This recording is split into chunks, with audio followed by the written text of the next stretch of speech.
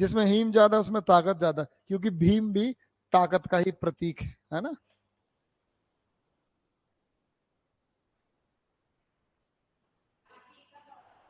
Poiesis, blood formation,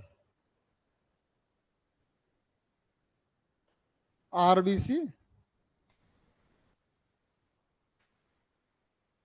अगर मैं ल्यूकोपोइसिस, very good, क्योंकि ल्यूको का मतलब होता है डब्ल्यूबीसी, तो ल्यूको मतलब डब्ल्यूबीसी। तो ये जो देखो मीनिंग ऑफ टर्मिनोलॉजी आपको एक बार और हमेशा के लिए याद रखनी। पॉइसिस का मतलब फॉर्मेशन।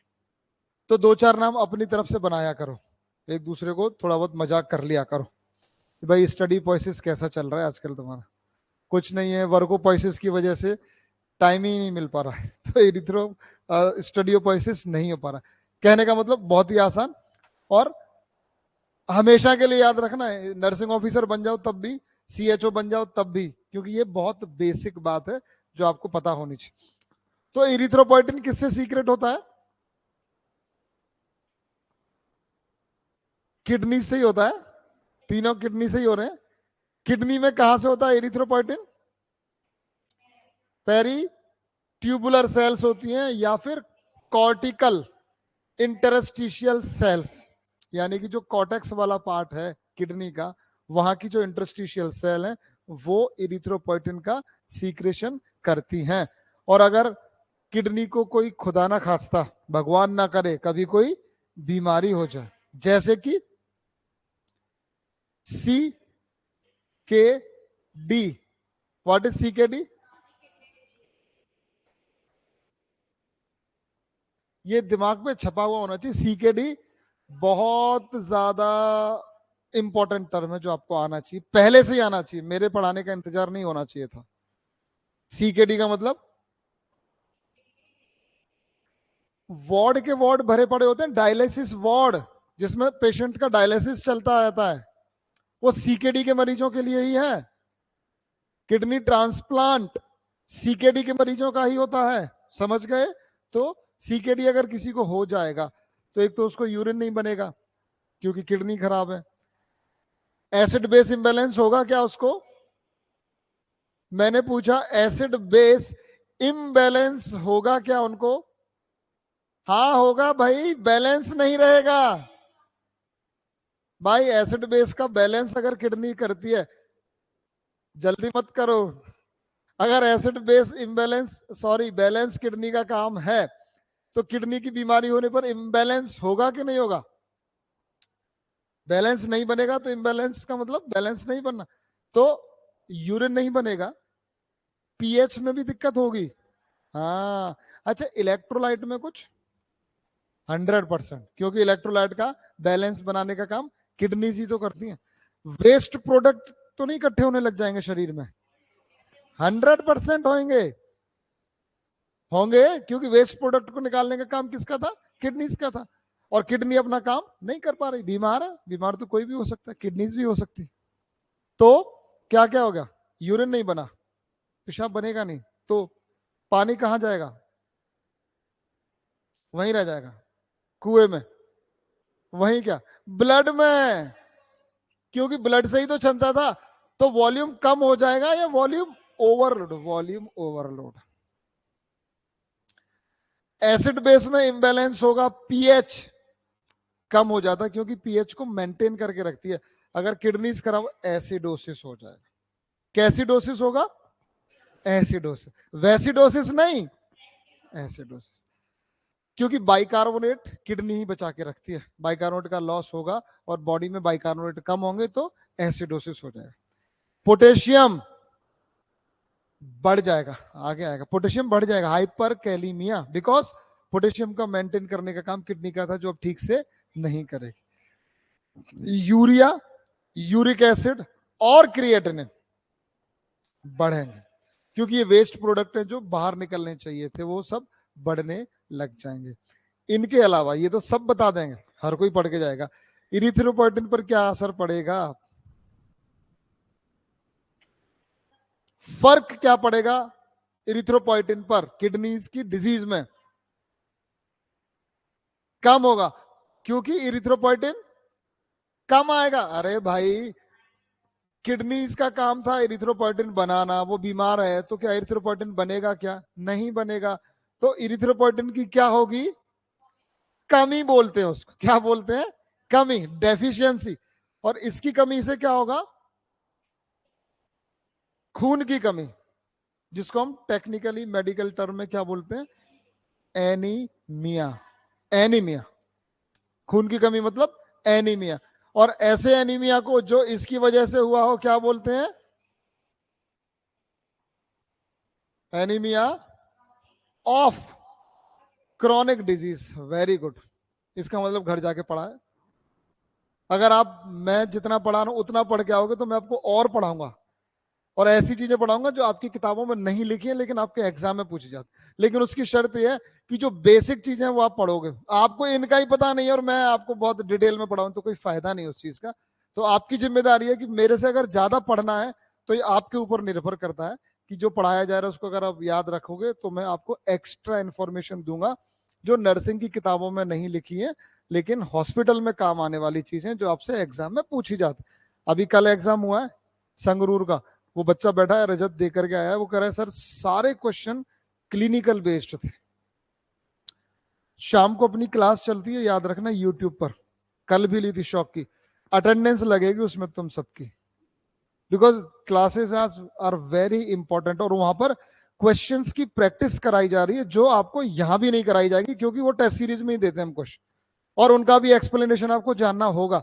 तो वो क्वेश्चन की प्रैक्टिस बहुत ज्यादा इंपॉर्टेंट है।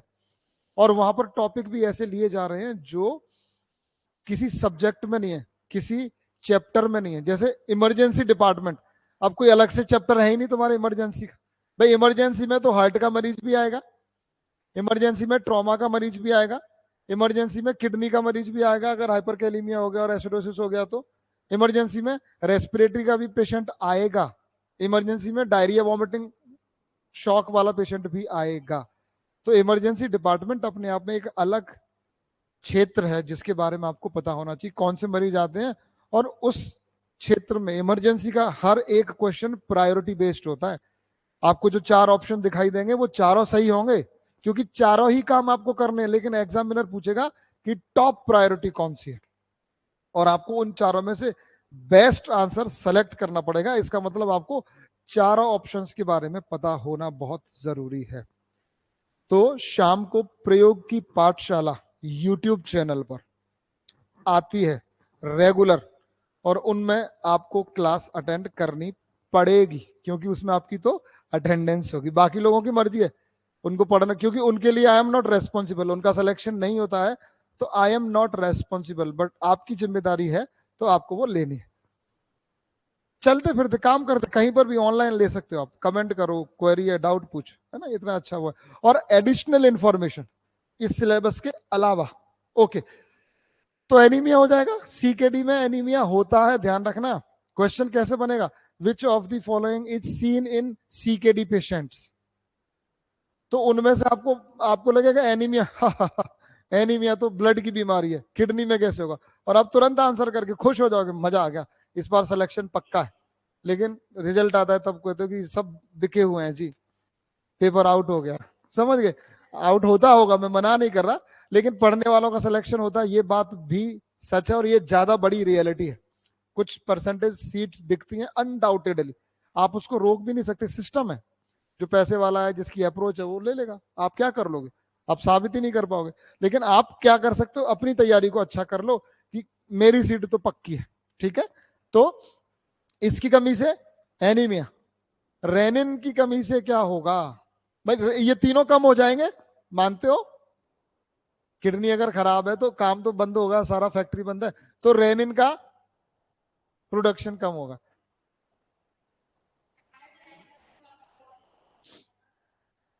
वो कम हो जाएगा।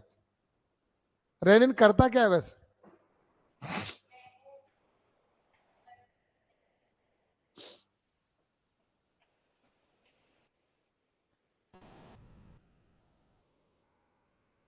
प्रभु श्री कृष्ण ने जो लीला की थी, वो रास, उसकी महत्व आज पता चलेगा।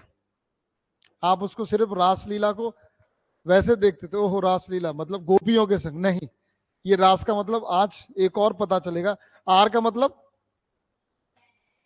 देखो ऐसे ऐसे याद रखा करो, जो आसान है उसको पहले निपटा दो। एस का मतलब, इसमें क्या याद रखना है, सिस्टम है बस। लेकिन रेनिन का सिस्टम है, तो रेनिन और किस किस का है, एक नाम तो ये आ गया, जो नया नाम है एंजियोटेंसिन, और एक और ए है जो इसका नाम है क्या, aldosterone. Good. Renin, angiotensin, aldosterone system, जिसके बारे में हम कल बात कर चुके थे।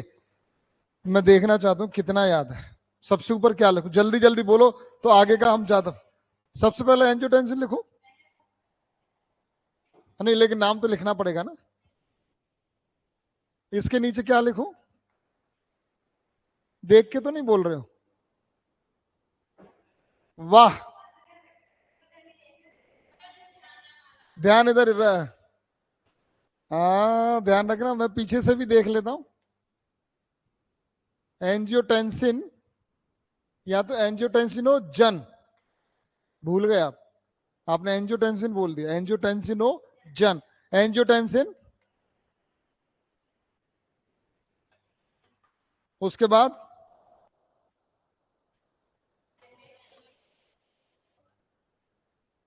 और इसके अलावा वाया, ये क्या है, वाया,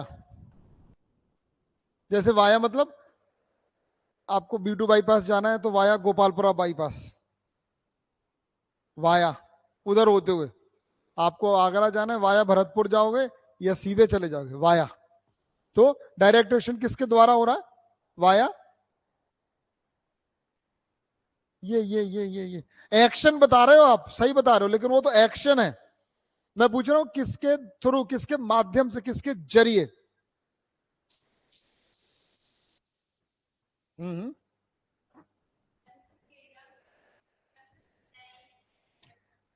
मतलब किसके थ्रू, जैसे ये बच्चा मैडम के थ्रू आया है, मैडम को जानता था या फोन किया इंक्वायरी पे, तो अच्छा मैडम आप JNC से ही हो गया, अच्छा अच्छा, तो मैं बोलता हूँ अच्छा ये तो वाया मैडम आया है, मैडम के थ्रू आया, तो कोई जरिया होता है ना।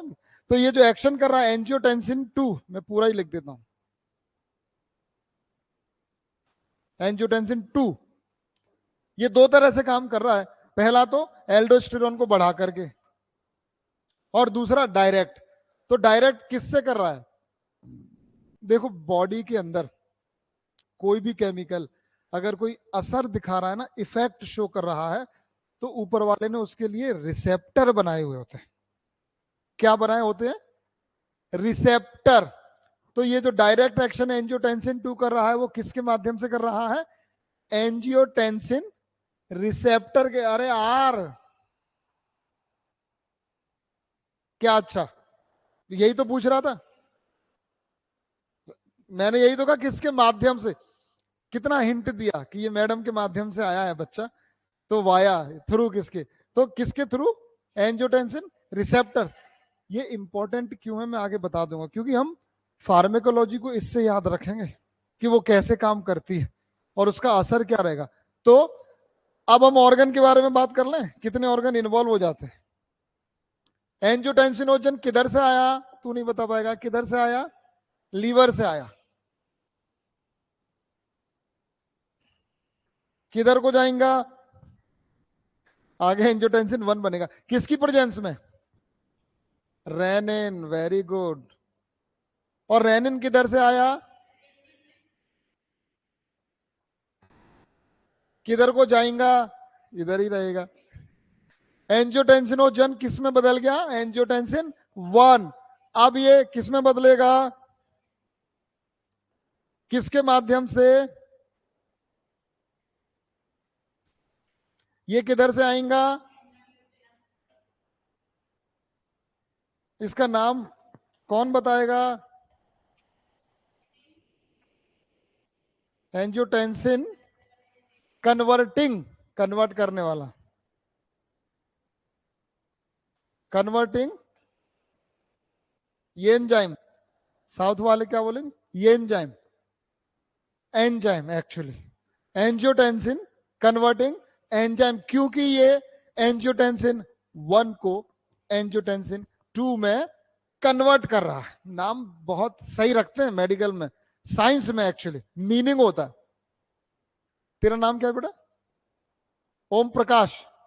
तो जैसे इसका एक मीनिंग है, ओम का प्रकाश, ओम एक बड़ी शक्ति है, उसका प्रकाश है विशाल, देखने में छोटा लग रहा है लेकिन ये कैसा है, विशाल, इसका हृदय विशाल होगा। नेहा मतलब क्या होता है नेहा का? और अपने नाम का मीनिंग नहीं पता? पायल तो छन छन छन वाली हो गई, तो नेहा का मीनिंग क्या? जैसे मैंने उससे कहा तो उसने हाँ कर दी, उसने हाँ कर दी, नेहा। ठीक है, जो मीनिंग मुझे समझ में, मना कर दिया तो मना, हाँ कर दिया तो उसने हाँ। एनीवेज, तो नाम से पता चल रहा है मीनिंग।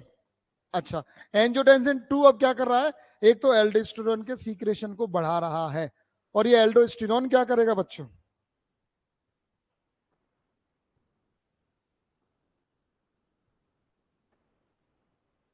बोलो बोलो बोलो बोलो बोलो।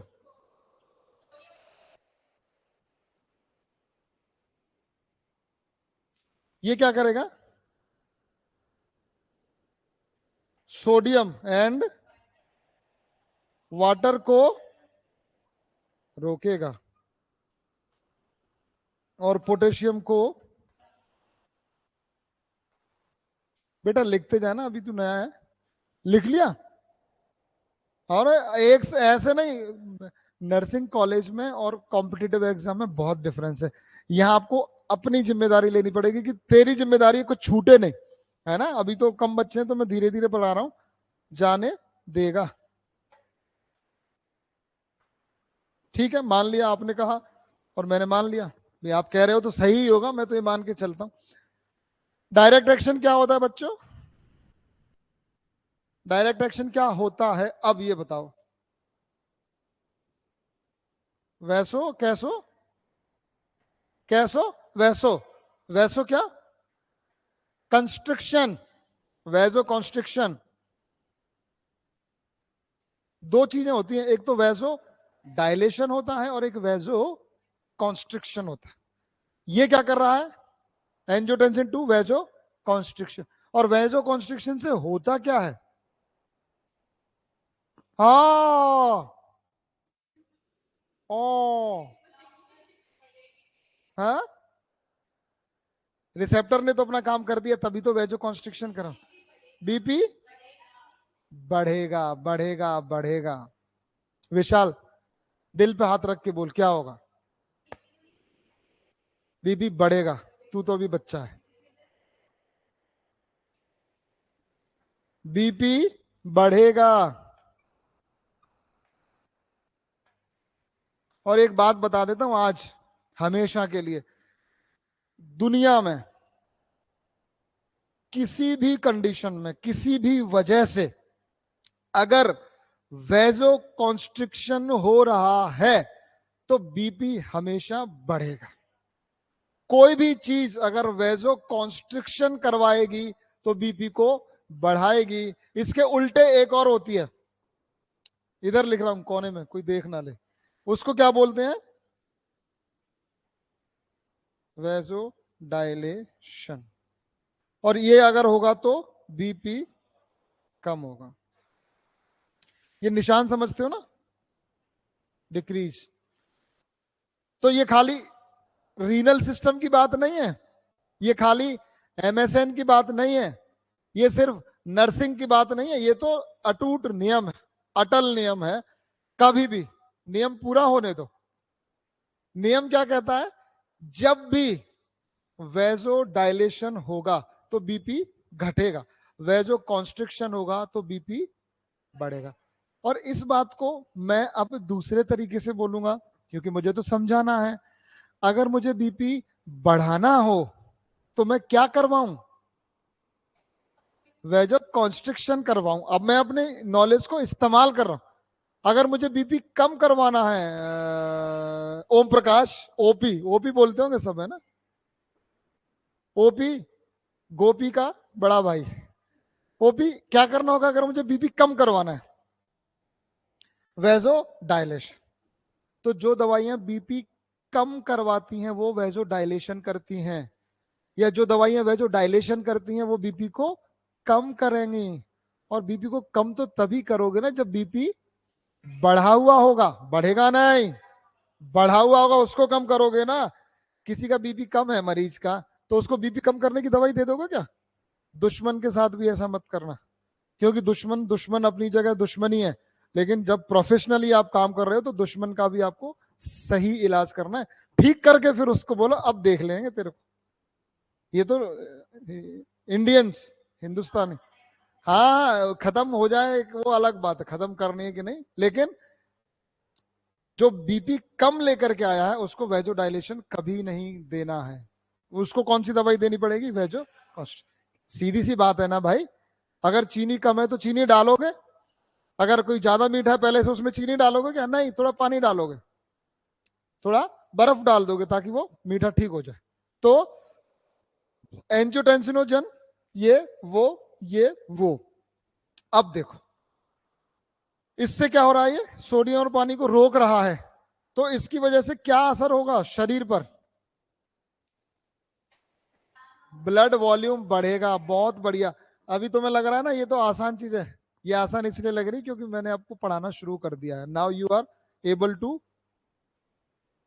टू एनालाइज, आप सोचने लग गए। तो इससे क्या होगा? प्लाज्मा या ब्लड एक ही बात है ना? वॉल्यूम बढ़ेगा, और इससे बीपी पर क्या असर पड़ेगा? बीपी बढ़ेगा बच्चों। तो देखा जाए तो ये बीपी को बढ़ा ही रहा है, इधर भी बीपी बढ़ा और इधर भी बीपी बढ़ा, लेकिन कारण अलग अलग है। इधर वॉल्यूम बढ़ने की वजह से बीपी बढ़ा है और इधर वेजो कॉन्स्ट्रिक्शन की वजह से बीपी बढ़ा। देख, पहली बार वाले को अगर समझ में आ रही है इसका मतलब मैं सही पढ़ा रहा हूं। जल्दी तो कुछ है नहीं, अभी एग्जाम दूर है, सिलेबस खत्म करने की कोई जल्दी नहीं, लंबी क्लास नहीं लगा रहे हैं क्योंकि अभी सिलेबस में टाइम है, लेकिन समझ में आना ज्यादा इंपॉर्टेंट है। सिलेबस 15 दिन में भी कराया जा सकता है, लेकिन उससे आपका सिलेक्शन नहीं होने वाला है। उतना ही खाओ जितना डाइजेस्ट कर सको। जब आपकी डाइजेशन की कैपेसिटी बढ़ने लग जाएगी धीरे धीरे, ये टर्म आपके लिए इजी हो जाएंगे, क्योंकि बार बार टर्म में आएंगे तो आप समझ, सर मालूम है पॉइसेस का मतलब हर बार बताने की जरूरत नहीं पड़े, तो आप कहोगे सर ठीक है मजा आ गया, आगे चलो आगे चलो।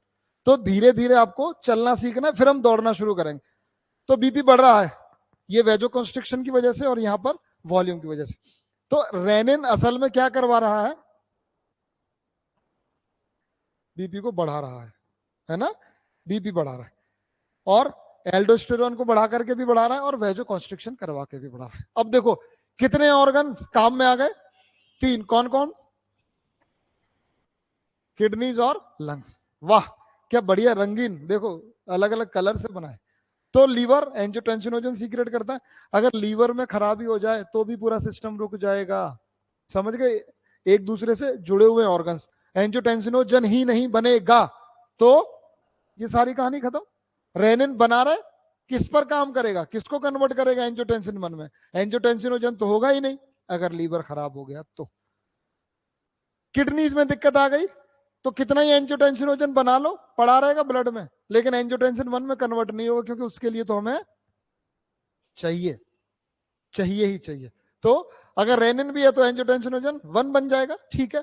लेकिन लीवर की, सॉरी, लंग्स में अगर दिक्कत हो जाए, लंग्स अपना काम नहीं कर पाए तो एस नहीं बनेगा, एंजियोटेंसिन कन्वर्टिंग एंजाइम नहीं बनेगा।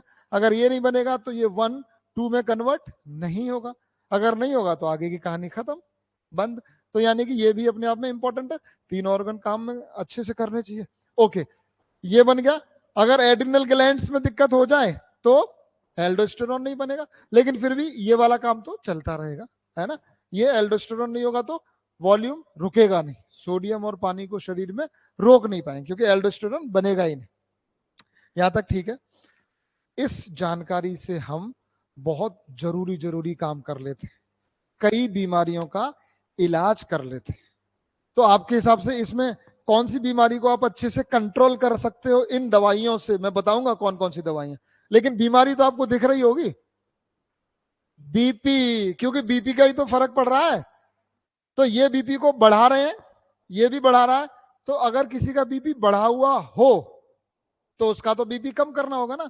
तो हम इनको ब्लॉक करके बीपी बढ़ने से रोक सकते, या तो वेजोडाइलेशन दे दो, सीधा ही बीपी कम कर लो, या फिर बीपी को बढ़ने से रोक लो बस। तो अगर हमें बीपी बढ़ने से रोकना है तो कौन कौन सी दवाइयां दे सकते? पहली तो यहां पर कौन सी दवाई, अब मैं एक और पेन यूज करूंगा, देखो आप, कोई अच्छा सा कलर है ना जो ब्लू पर चल जाए।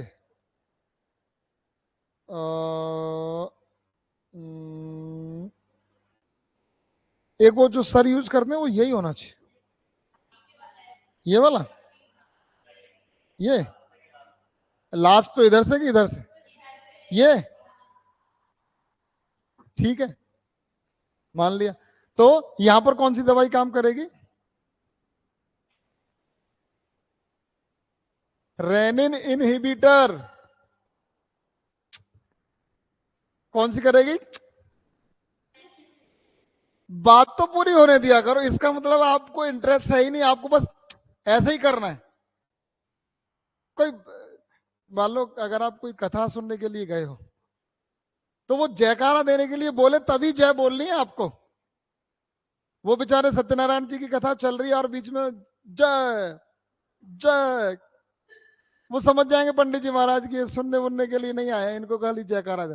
तो जयकारा का समय हो तब जय बोलनी है। रेनिन इनहिबिटर क्या करेंगी?